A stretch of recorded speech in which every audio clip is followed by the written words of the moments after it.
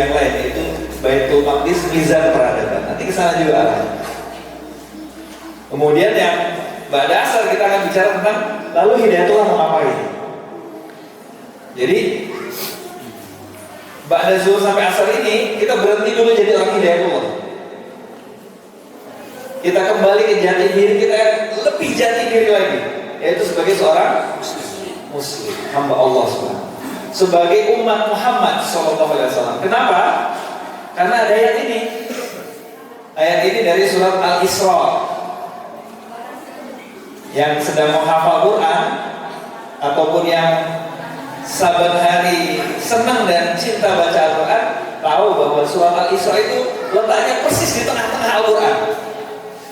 Dan peristiwa Isra Mi'raj itu terjadinya persis di tengah-tengah masa kenabian. Jadi masa kenabian itu 23 tahun. Isra Mi'raj itu terjadi persis di tengah-tengahnya. Nabi itu sedang menjalankan tugasnya sebagai Nabi. Dan beliau nggak tahu umurnya sampai umur berapa.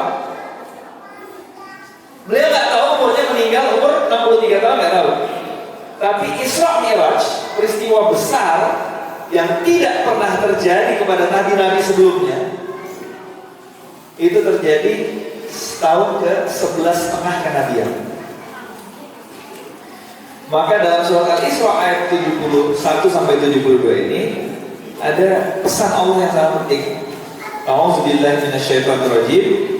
Yauma nad'u kulla unasin biimamihim. Ingatlah suatu hari nanti.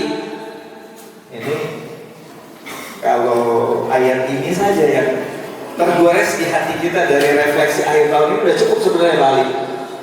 Udah gak perlu yang lain-lain. Presentasi saya yang lainnya gak penting dibandingkan dengan ayat ini. Ini saja yang dipegang oleh adik-adik kita, oleh anak-anak kita, bahwa nanti pada saat tulang belulang kita sudah menyatu dengan tanah, daging kita sudah gak ada sisanya, kemudian Allah Subhanahu wa Ta'ala bangunkan lagi kita. Kemudian kita dipanggil sesuai dengan pemimpinnya masing-masing, imamnya masing-masing. Yauma nad'u kulla unasin biimamihim. Hari di mana kita semua akan dipanggil bersama imam-imam kita. Yang kepengen dibangkitkan bersama Rasulullah Muhammad SAW, maka kita berimam kepada dia. Siapa yang kepengen ketika sangkakala yang kedua ditiup oleh malaikat Israfil kemudian dibangkitkan, siapa yang kepengen begitu matanya melek yang kita lihat semua wajahnya Rasulullah SAW angkat tangan? Mudah-mudahan dikabulkan oleh malaikat doanya. Amin. Kita berdoa, tidak ada satupun yang ada di dalam masjid ini kecuali ketika dibangkitkan Allah, begitu melek yang kita lihat wajahnya Rasulullah SAW.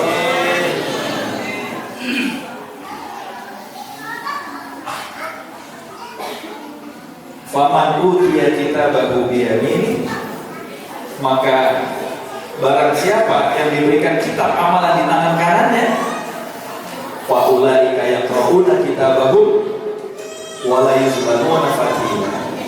Barang siapa yang diberikan kitab catatan amalnya, hadisnya, dulu kita tahun 80-an, 70-an nggak bisa membayangkan bagaimana catatan amal ribuan.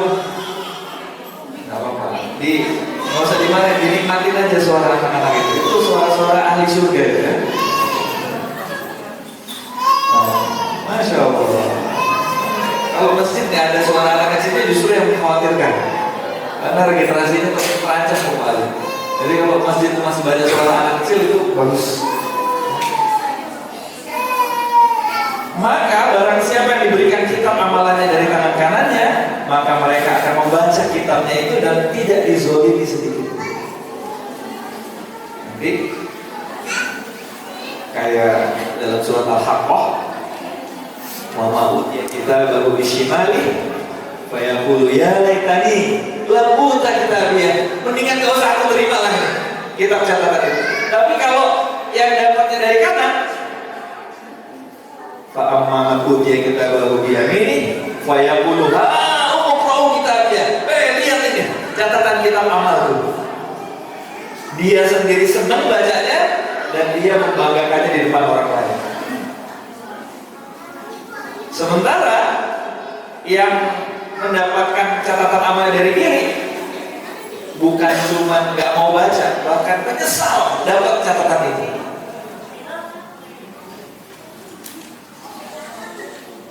Wa man kana fi hadhihi a'ma wa huwa fil akhirati a'ma. Dan barang siapa yang buta hatinya di dunia disentuh oleh ayat Al-Quran nggak tersentuh, diingatkan dengan nasihat para ulama nggak tersentuh, dibacakan hadis-hadis Rasulullah memalingkan wajah, diingatkan untuk istiqomah menganggap remeh, maka di akhirat pun nanti matanya buta. Fahuwa fil akhirati a'ma wa adallu sabila, dan dia tersesat, lebih tersesat lagi di jalan dari jalan yang benar. Surat Al-Isra ayat 71-72. Maka sebelum kita lanjutkan obrolan kita, saya ingin kita sama-sama punya target yang sama, duduk di tempat ini 2 kali. Targetnya yang pertama, muhasabah kita harus di ujung acara ini kita harus makin yakin dan makin serius mempersiapkan diri kita untuk kebangkitan kita di akhirat. Itu yang pertama.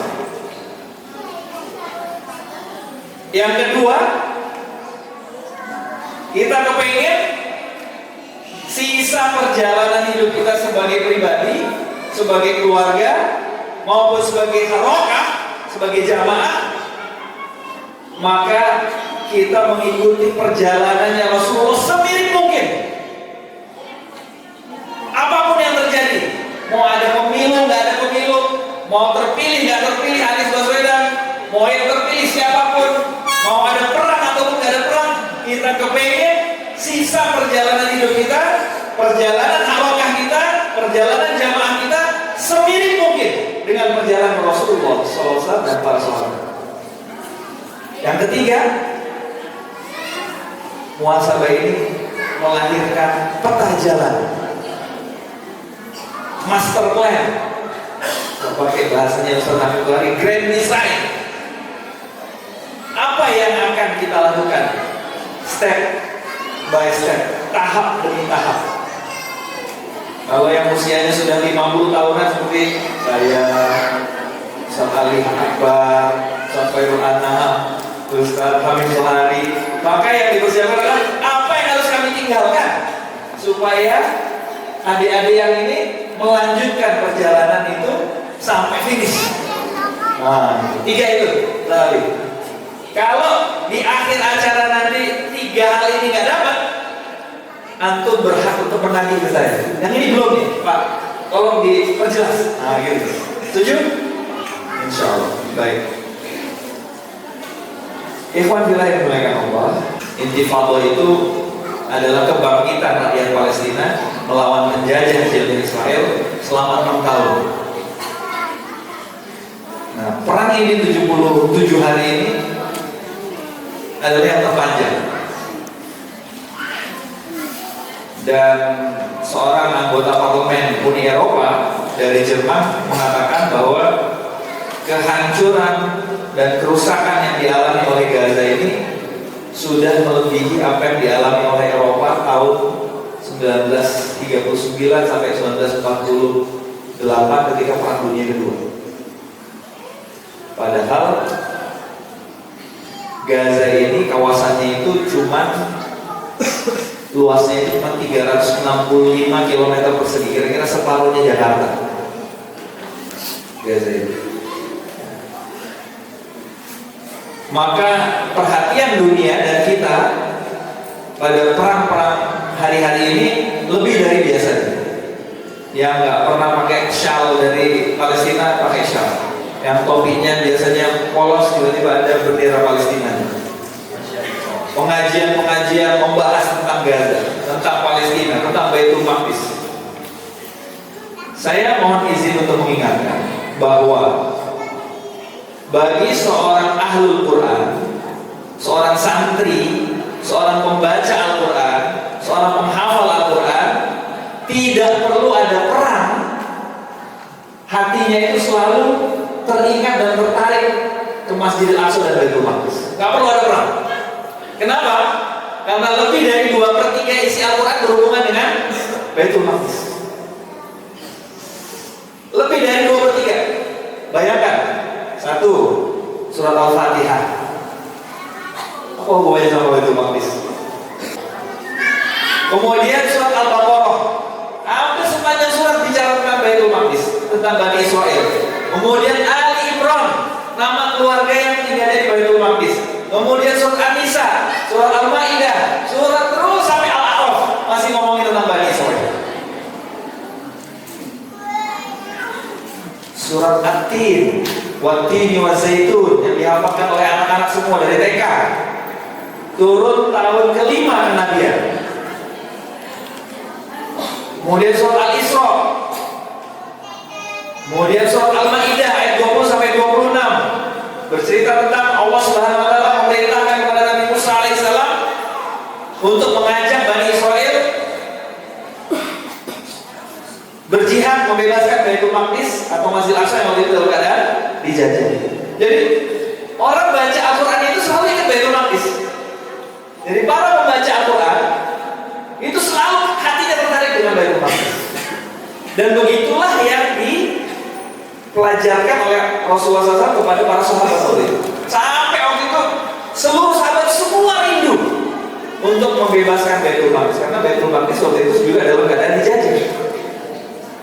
Jadi ada atau tidak ada perang di Palestina, hati para pembaca Al-Quran itu selalu tertarik sama Baitul Maqdis.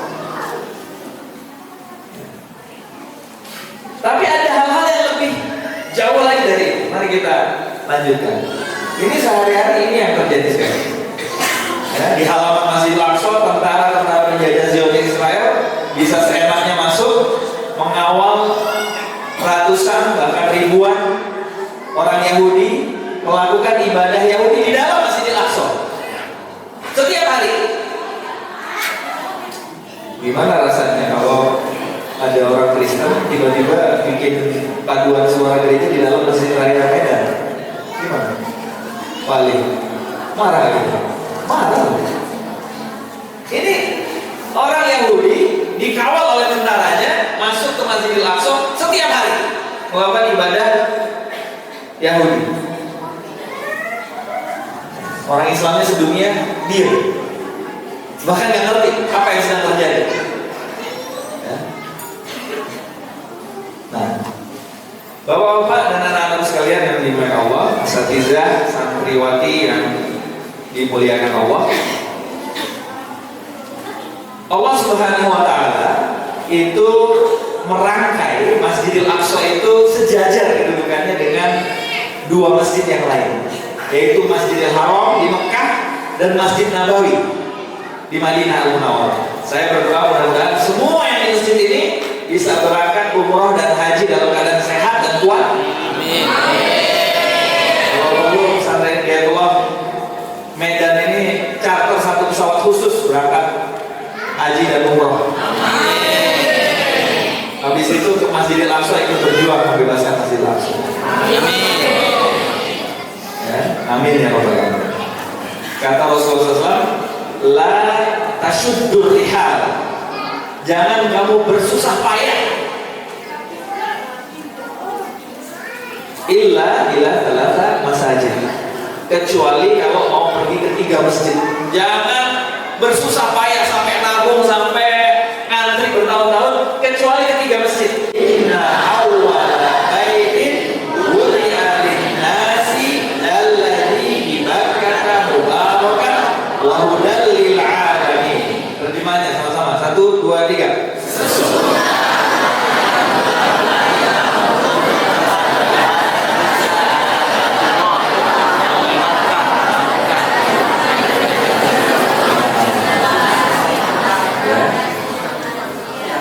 Dzar Al-Ghifari radhiyallahu anhu pernah bertanya kepada Rasulullah, "Ya Rasulullah, masjid mana yang pertama kali dibangun di muka bumi?"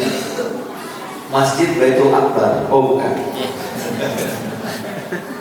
Kata Rasulullah, Masjidil Haram.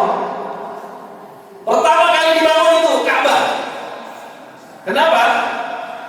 Yang sekarang kita lihat itu batu hitam itu, Ka'bah itu lantainya itu adalah tanah pertama di muka bumi yang dipakai oleh manusia untuk sujud kepada Allah. Yaitu oleh Nabi Adam alaihissalam. Pertama kali Nabi Adam diturunkan ke bumi, kemudian sujud kepada Allah, di situ tempatnya. Didirikanlah Ka'bah di situ.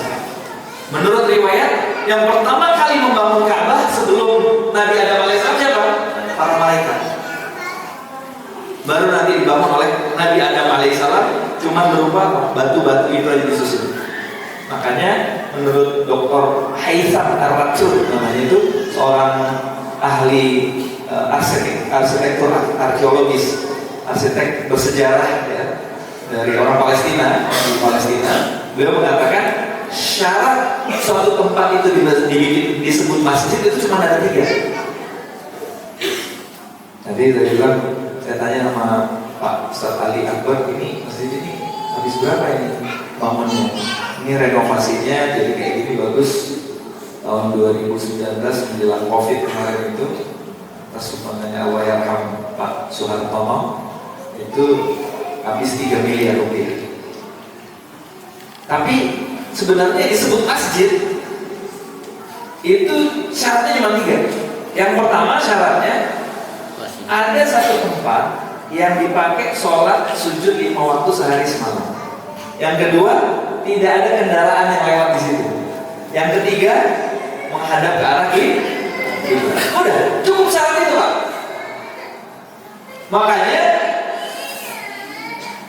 di Timur Tengah banyak masjid yang nggak ada atapnya. Karena apa? Karena di sana hujan cuma setahun sekali. Kalau kita di sini sholat zuhur kayak hujan deras kayak tadi nggak ada atapnya ya, nggak satu yang kita sholat. Jadi konsep masjid yang ada atap dan dinding ini memang harus ada di daerah tropis. Tapi kalau di daerah Timur Tengah sana, coba di sekitarnya Ka'bah itu, tempat kita tawaf itu, ada atapnya Pak? Nggak ada. Itu masjid bukan? Masjid itu, masih masjid. Makanya nanti kalau kita lihat penampangnya Masjidil Aqsa itu, yang ada pohon-pohonnya itu masjid juga. Wilayah masjid, bukan halaman masjid itu bagian dari masjid. Nah, kita kembali ke Mekah. Jadi Mekah itu pusat hidayah. Mubarakan wa hudal lil alamin. Diberkahi dan dia merupakan petunjuk bagi manusia. Semua manusia dari seluruh dunia. Kalau ingat Ka'bah, ingat Allah. Makanya kalau berangkat ke sana, labbaik Allahumma labbaik, labbaik la syarika laka labbaik, innal hamda wan ni'mata laka wal mulk la syarika lak. Kita menyingkirkan semua niat yang lain, kesana tawajuh hanya untuk Allah saja. Ingat Ka'bah, ingat pencipta manusia, ingat siapa diri manusia, ingat untuk apa dia diciptakan, dan ingat ngapain dia nanti sudah dia kembali kepada Allah pada saat dibangkitkan. Itulah inti dari petunjuknya Ka'bah. Kemudian yang kedua, Madinah, pusat apa? Rahmat. Ayo baca 1, 2, 3.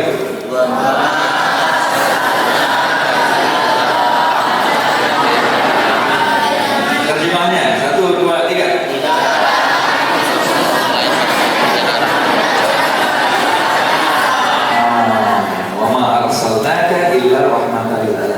Apa bedanya Mekah dengan Madinah? Mekah pusat hidayah, Madinah pusat rahmat. Apa bedanya? Bedanya adalah ayat tentang Mekah ini menyebut barangnya. Apa barangnya? Baitullah itu, Ka'bah. Sedangkan di Madinah nggak ada barangnya. Madinah itu menjadi istimewa bukan karena ada Masjid Nabawi, bukan.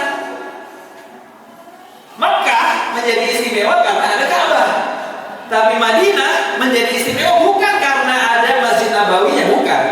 Madinah istimewa karena manusianya. Siapa manusianya? Muhammad sallallahu alaihi wasallam. Wa ma arsalnaka. Dalam bahasa Arab ka itu satu.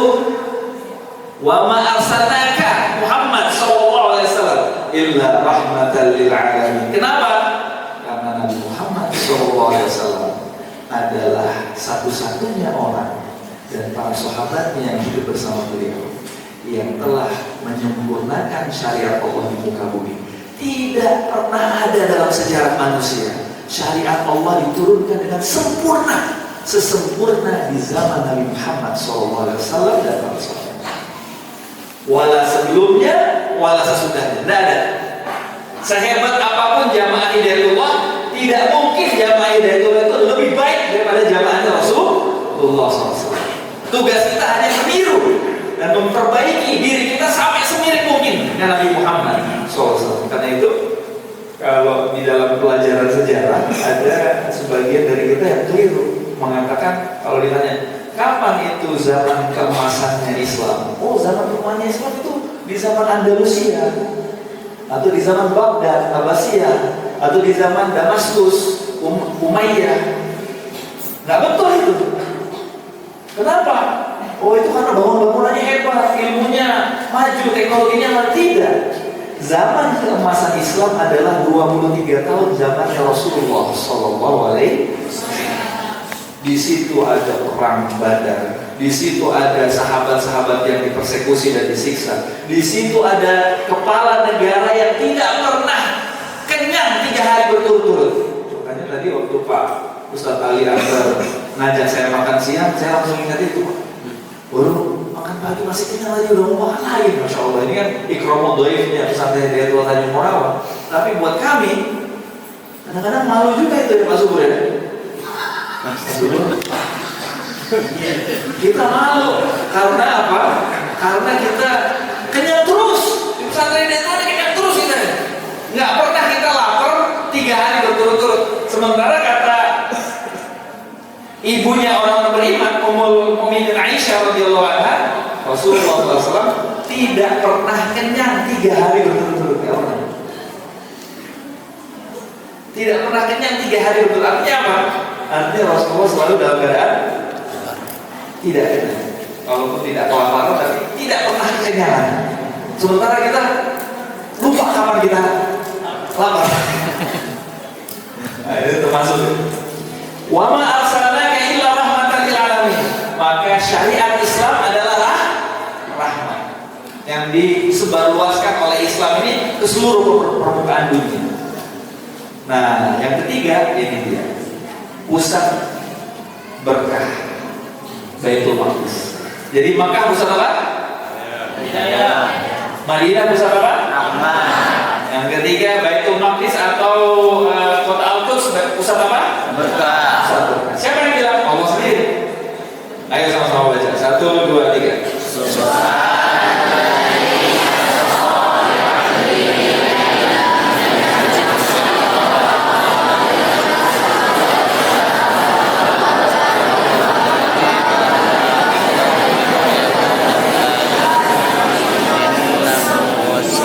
Terjemahannya 1, 2, 3.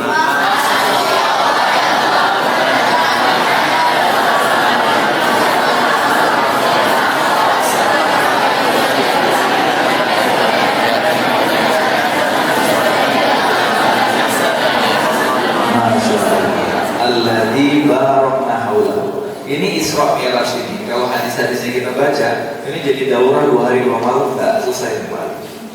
Isra Mi'raj. Karena Isra Mi'raj ini peristiwa luar biasa. Kita tadi sholat zuhur berjamaah, itu berhubungan sama peristiwa Isra Mi'raj. Kenapa? Karena wajibnya kita sholat, diberikan perintah wajibnya itu 5 kali sehari semalam oleh Allah, langsung manggil Rasulullah ke Sidratul Muntaha. Tiap kita sholat ada hubungannya. Makanya ada ulama yang mengatakan as-sholatu mi'rajul mu'min. Sholat itu adalah mi'rajnya orang beriman. Tiap kali kita sholat kita mi'raj itu menghadap Allah. Kalau ada orang yang sholat dan dia tidak merasakan mi'raj dan ketemu Allah, berarti sholatnya sia-sia. Ya? Sia-sia sholatnya. Ikhwan fillah Allah. Di sini kalimat intinya itu adalah alladzi barakna haulahu. Kawasan yang diberkahi sekitarnya oleh Allah Subhanahu wa taala. Berkah apa itu? Nah, ini dia berkahnya. Maksudnya berkah Allah yang ditakdirkan atas Baitul Maqdis. Jadi berkah itu ditakdirkan oleh Allah kepada Baitul Maqdis. Apa itu berkah? Kata para ulama, berkah itu adalah sesuatu yang tetap, permanen. Jadi 163 anggota Perserikatan Bangsa-Bangsa bersepakat mengeluarkan resolusi PBB bahwa mulai hari ini kota Yerusalem bukan lagi tempat suci, tetap aja dia suci. Seluruh manusia di dunia bersepakat Baitul Maqdis itu bukan tempat suci, tetap aja dia tempat suci. Sama kedudukannya seperti apa? Emas, zahab, emas. Meskipun seluruh bankir di dunia ini mengatakan mulai hari ini 27 Desember 2023 kita tidak lagi menganggap bahwa emas itu adalah logam mulia yang mahal harganya, tetap aja ibu-ibu cari emas di pasar. Karena itu sudah ketetapan Allah. Begitu juga dengan ini. Baitul Maqdis itu pusat berkah. Berkahnya itu sampai kemana? Sampai ke Tanjung Morawa ini. Buktinya apa? Buktinya hari ini kita ngomongin Baitul Maqdis.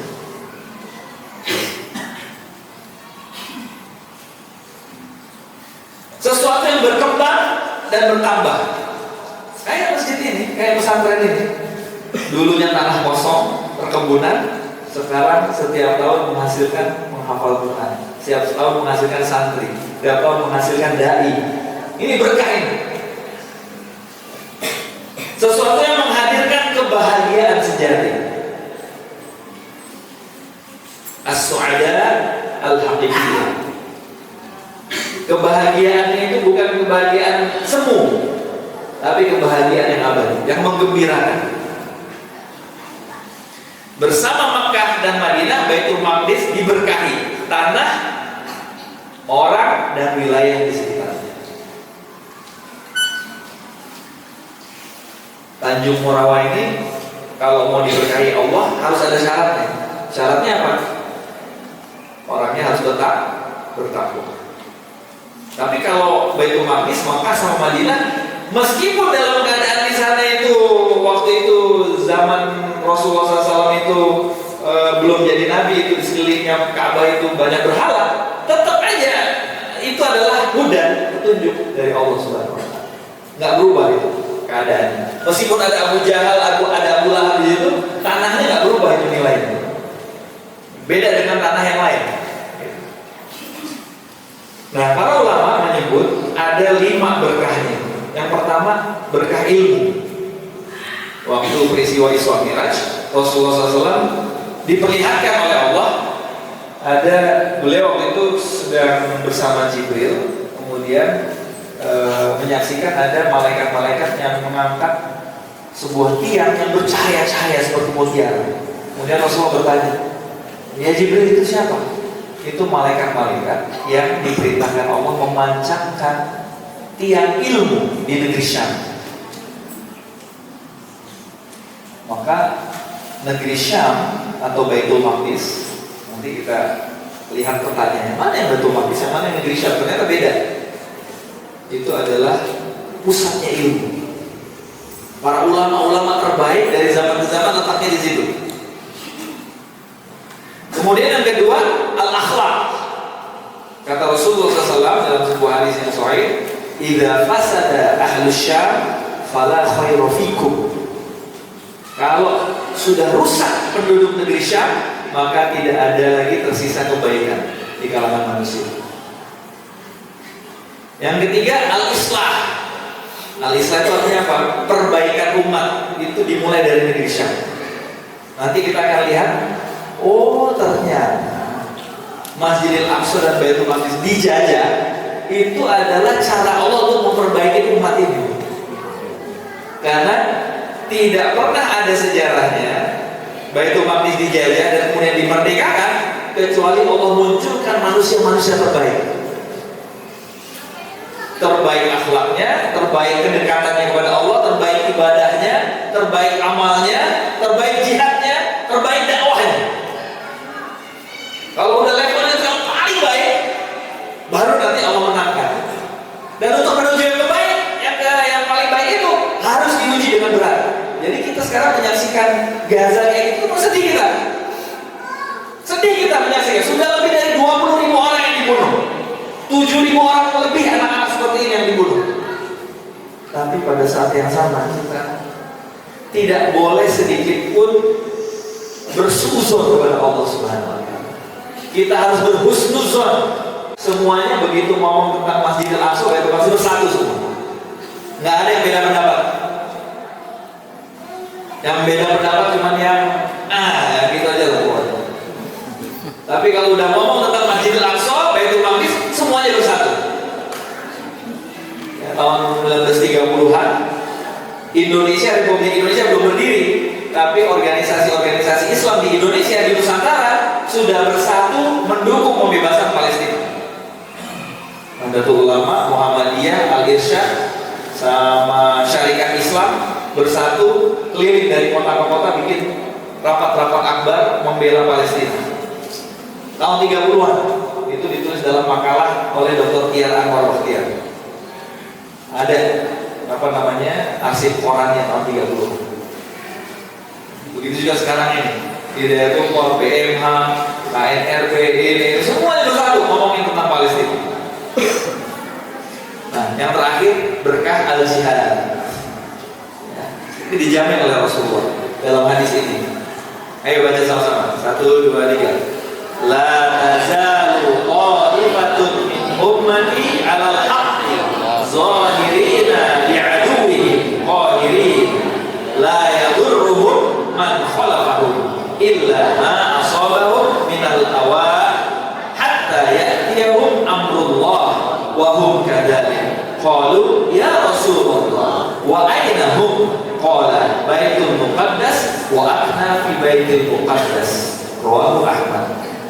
1, 2, 3. Akan senantiasa ada sekelompok dari umatku, kelompok yang selalu berpihak kepada al-haq, melawan musuh mereka dengan garang. Orang-orang yang menyelisihi mereka itu tidak akan membuat mereka goyah, kecuali orang yang tertimpa al-hawa, cobaan, sampai datang kepada mereka ada di Baitul Maqdis dan di sekitar Baitul Maqdis. Tapi hadis ini diterima oleh para ulama bahwa di sekitar Baitul Maqdis akan selalu ada kelompok yang oleh para ulama disebut at-Taifah al-Mansurah, kelompok yang ditolong oleh Allah. La yaduruhum man khadalahum man khalafahum. Tidak bisa dicelakakan mereka oleh orang-orang yang bermusuhan dengan mereka. Jadi kalau kita lihat Hamas sekarang mungkin akan kalah perang seperti Rasulullah kalah perang Uhud, tapi mereka tidak bisa dicelakakan imannya, fitrahnya nggak bisa dicelakakan. Jadi salah satu pengalaman yang kami rasakan dalam berinteraksi dengan para mujahidin di garis depan Palestina itu, mereka itu punya indera keimanan yang sangat tajam sekali.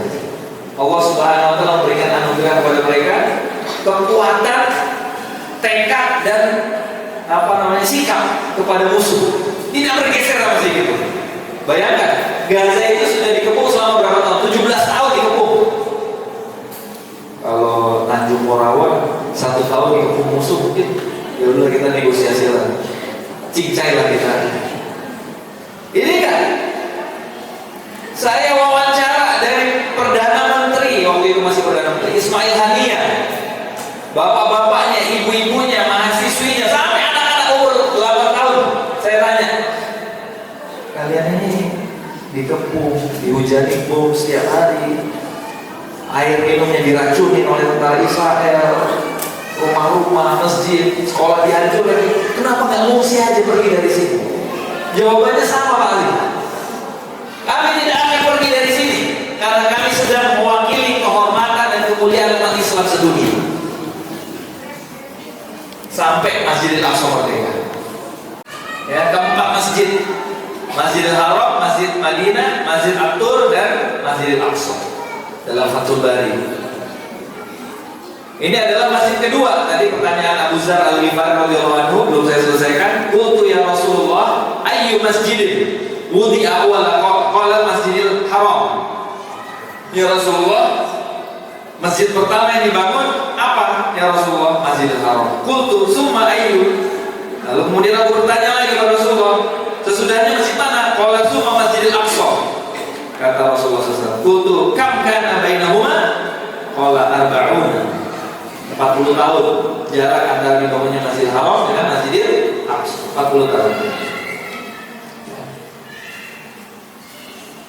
Summa aina ma adrakatka salatu ba'du fasalli fa innal fadla fihi wa fi riwayatin aina ma adrakatka as-salatu fasalli fa huwa masjidun. Maka beliau menjawab, kemudian dimanapun sholat menjumpaimu, setelah itu maka sholatlah karena keutamaan di dalamnya. Di dalam riwayat yang lain, dimanapun sholat menjumpaimu maka sholatlah karena ia adalah masjid. Jadi masjid pertama yang dibangun di muka bumi adalah Masjidil Haram, yaitu Ka'bah Baitullah. Masjid kedua adalah Masjidil Aqsa. Sekalian, yang mana yang namanya Baitul Maqdis itu? Nah, Baitul Maqdis. Ya, jadi ini agak kurang jelas di sini. Saya buka yang lebih jelas. Karena Rasulullah dalam semua hadisnya cuma menyebut Palestina cuma satu kali. Sepanjang hadis yang sepanjang hidupnya Rasulullah selalu Rasulullah menyebutnya Baitul Maqdis. Jadi mulai hari ini saya mengajak kita semua menyebutnya Baitul dengan niat apa? Menghidupkan sunnah. Yang kedua, ada nilai strategisnya. Karena Rasulullah SAW tidak pernah membebaskan hanya Palestina. Palestina itu ini. Perbatasan Palestina itu yang membuatnya itu adalah penjajah Inggris. Sementara Umar radhiyallahu anhu sebagai pelanjutnya Rasulullah dan Salahuddin Al-Ayyubi membebaskan seluruh kawasan ini, bukan cuma ini aja. Jadi PR kita itu bukan cuma memerdekakan Palestina, tapi memerdekakan semua kawasan itu kembali ke pangkuan Islam. Oh, sekarang nggak kembali ke pangkuan Islam? Iya, yang memerintah ngaku sebagai orang Islam. Tapi orang Islam yang dibunuh di Gaza nggak dibantu sama dia. Nah, ini PR kita. Ini PR-nya Hidayatullah. Nah, ini adalah kota Baitul Maqdis yang disebut Yerusalem, tapi gambarnya itu adalah gambar kuil Sulaimannya orang Yahudi. Luasnya 4 kalinya Masjidil Aqsa. Jadi apa yang mereka lakukan sekarang? Salah satu tujuan akhirnya adalah menghancur ratakan Masjidil Aqsa dan mendirikan kuil Yahudi di sana. Ini tujuan. Bisa nggak itu terjadi? Bisa. Jangan kita mengatakan nggak bisa. Bisa. Sebabnya apa? Kalau umat Islamnya tidur bisa. Dan itu sudah pernah terjadi. 600 tahun Masjidil Aqsa ini nggak ada apa-apa. Nanti Umar datang baru dibangun lagi. 88 tahun sebelum Salahuddin Al-Ayyubi, Masjidil Aqsa jadi tempat sampah. Dipakai oleh pasukan Salib, pasukan Kristen sebagai tempat. Jadi pernah terjadi. Jangan bilang, oh nggak mungkin itu kan masjid suci. Bisa terjadi. Jangankan itu, Masjidil Haram aja selama ratusan tahun isinya berhala. Jadi ini bisa terjadi kalau umat Islamnya nggak paham tentang masalah itu. Nah, Bapak-bapak dan akhwat fillah yang Allah, saya doakan semuanya sampai ke sini. Ya Allah. Yang disebut Masjidil Aqsa ini seluruh komplek ini nih, 14,2 hektar. Jadi jangan ribut lagi ya, jangan berantem lagi yang mana yang Masjidil Aqsa ini apa ini. Semuanya ini Masjidil Aqsa. Di dalam komplek Masjidil Aqsa ini termasuk yang pohon-pohon ini tempat sujud Pak, tempat sholat semua ini. Di dalam tempat ini ada 6 kubah. Di antaranya Kubah Shahra dan Kubah Masjid Al-Qibli. Semuanya ini Masjidil Aqsa. namanya Haram Asy-Syarif. Nah, ini yang apa juga harus dikasih lihat. Jadi yang disebut Masjidil Aqsa ini seluruh komplek ini. Berapa luasnya? 14,2 hektar. Semua ini tempat sholat nih. Ini yang ada pohon-pohonnya juga orang sholat di sini semua. Kalau udah ngumpul di sini. Nah, cuman karena sekarang berkiblat ke Ka'bah, di sini mihrab. Ya, jadi ini Qubatus Sakhra juga Masjidil Aqsa, ini juga Masjidil Aqsa, dan kubah-kubah yang lain juga Masjidil Aqsa.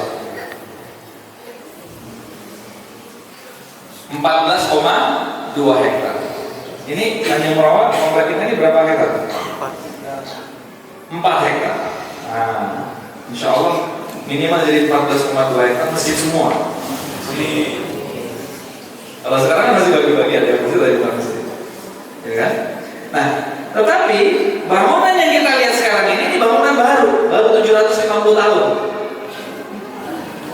Oh baru 750 tahun? Iya, orang umurnya 40 tahun sesudah Ka'bah berdiri. Lebih tua daripada Nabi umurnya masjid ini sebenarnya, tapi bangunan yang sekarang kita saksikan dibangun oleh Khalifah Abdul Malik bin Marwan tahun 700-an.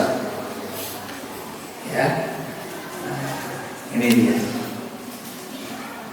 Nah, ini namanya monyet berdasi. Namanya Benyamin Syaitanyahu. Ya. Kenapa foto ini penting? Foto ini ketika tahun 2018 dia menggelar rapat kabinet di kolomnya Masjidil Aqsa.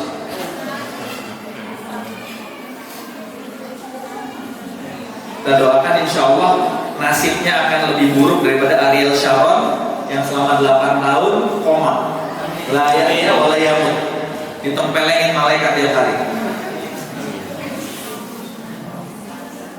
Nah, ini hantaran iftar bulan puasa dari keluarga-keluarga Indonesia untuk jamaah Masjid Al-Aqsa kalau bulan Ramadan.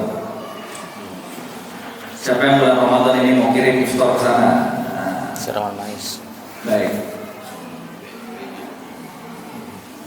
Wah, ini masih banyak ini materinya, Pak. Sudah habis kan waktunya kan? Asal jam berapa? 51, Ustaz. Jadi masih ada berapa menit lagi sekarang? Kita tanya jawab aja sekarang dulu ya. Tanya jawab aja ya. Yes. Oke, sebelum tanya jawab saya tutup dengan kesimpulan dulu. Kesimpulan yang pertama, Bapak-bapak, ini kita kembali ke misi kita di sesi pertama ini. Yang pertama adalah bahwa muhasabah kita pada akhir tahun 2023 ini mengantarkan kita pada keyakinan bahwa Allah Subhanahu wa Ta'ala akan mematikan kita semua dan kemudian akan membangkitkan kita kembali. Yang dibangkitkan bukan cuma kita. Waktu Idul Kurban kemarin berapa ekor kambing dan sapi di sini dipotong? Nah, ada 17. 17 sama sapi 5. Nah, itu kambing dan sapi itu akan dibangkitkan juga sama Allah. Jangan sampai kita sebagai Khalifatullah dibangkitkan seperti bangkitnya kambing dan sapi yang kita potong itu. Harus dibangkitkan dalam keadaan mulia. Dibangkitkan bersama Rasulullah. Ini muhasabah kita. Yang kedua, sisa hidup kita akan kita pakai untuk mengejar kemuliaan bersama Rasulullah. Semua yang hadir di masjid ini harus bertekad bahwa kita akan terus menegakkan al-haq, berpihak pada al-haq dan mengikuti jejaknya Rasulullah SAW. Apapun yang terjadi sampai akhir hayat. Nah, kemudian nanti pada sesi yang berikutnya kita baru akan berbicara tentang lalu Hidayatullah mau ngapain. Setuju? Setuju. Santrinya Hidayatullah mau ngapain? Mahasiswanya Hidayatullah mau ngapain? Santriwatinya Hidayatullah mau ngapain? Ibu-ibu rumah tangganya Hidayatullah mau ngapain? Bapak-bapak rumah tangganya Hidayatullah mau ngapain? Para pemimpinnya Hidayatullah mau ngapain? Dalam kaitan dengan Baitul Maqdis. Karena ini adalah tugas zaman kita. Kita ini senasib dengan Rasulullah SAW. Oh senasib? Ya senasib karena kita hidup di zaman ketika Masjidil Aqsa dijajah. Rasulullah juga begitu. Waktu Rasulullah jadi Nabi, Masjidil Aqsa sudah mulai dalam keadaan dijajah. Maka cara terbaik kita menghadapi penjajahan Baitul Maqdis dan Masjidil Aqsa ini adalah mengikuti caranya Rasul. Mau ngapain? Bergerak bersama, berjamaah, berimamah, berorganisasi, menyiapkan diri, i'dad dan seterusnya, menyiapkan ilmu, memperbaiki ruhiyah, memperbaiki akhlak, menguatkan ekonomi, menguatkan politik sampai Masjidil Aqsa merdeka. Nah, gitu. Jadi bukan cuma sekedar sampai masyarakat Indonesia adil dan makmur, itu salah satu tujuan antara aja.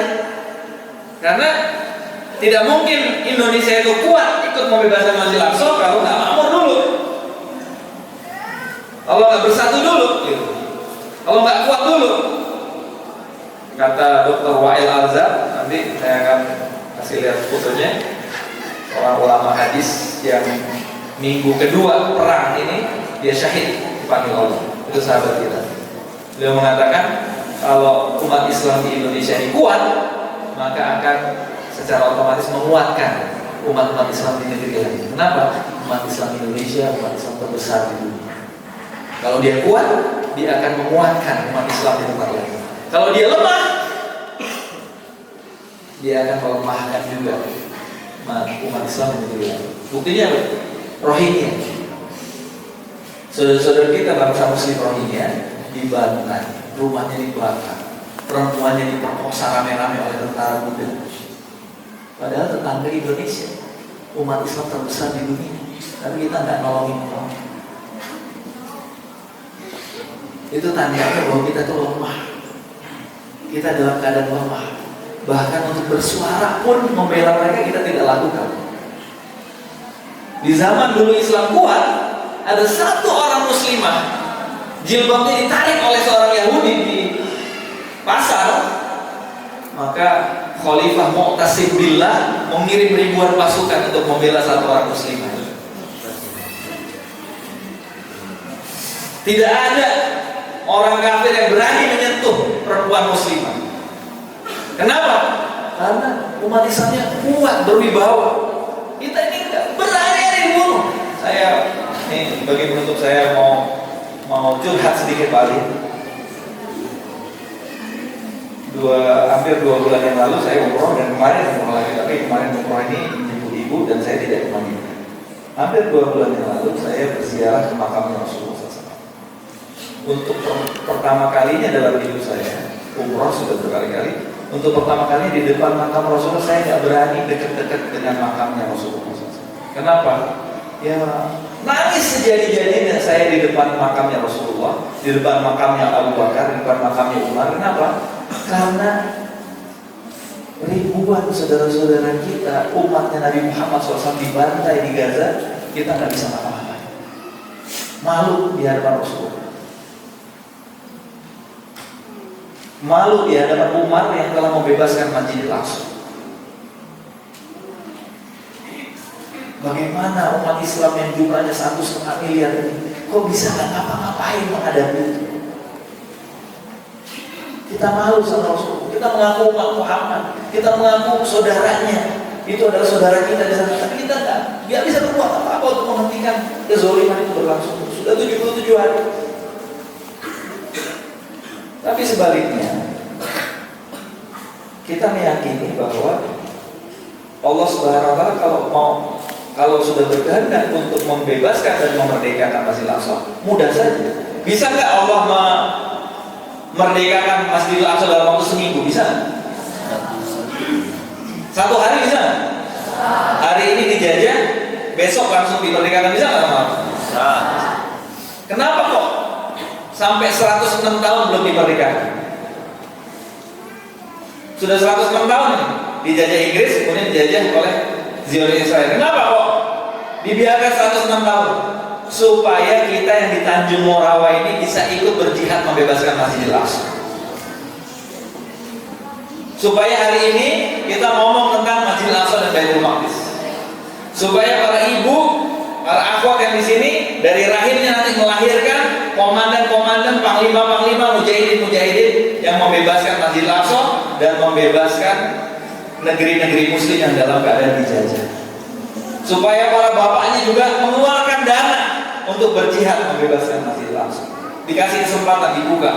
Kata Allah Subhanahu wa taala dalam Al-Qur'an, orang yang berinfak sebelum dan sesudah futuh itu beda nilainya. Ini saatnya kita menginfakkan waktu, pikiran, tenaga, dan uang kita untuk ikut membebaskan Masjidil Aqsa. Dibuka kesempatannya oleh Allah. 106 tahun masih dibuka. Minimal dengan doa. Doa yang gratis saja gak kita lakukan, betapa pelitnya kita kan. Kita doakan. Kemudian kita sebarluaskan informasi ini. Kemudian kita berinfak. Kemudian kita mempersiapkan diri. Ya, bukan tidak mungkin nanti salah satu komandan pembebasan Masjidil Aqsa itu santrinya tidak tua Tanjung Morawa. Amin. Ya. Saya rasa cukup untuk sesi pertama. Kurang lebihnya mohon maaf. Wassalamualaikum warahmatullahi wabarakatuh. Waalaikumsalam. Assalamualaikum warahmatullahi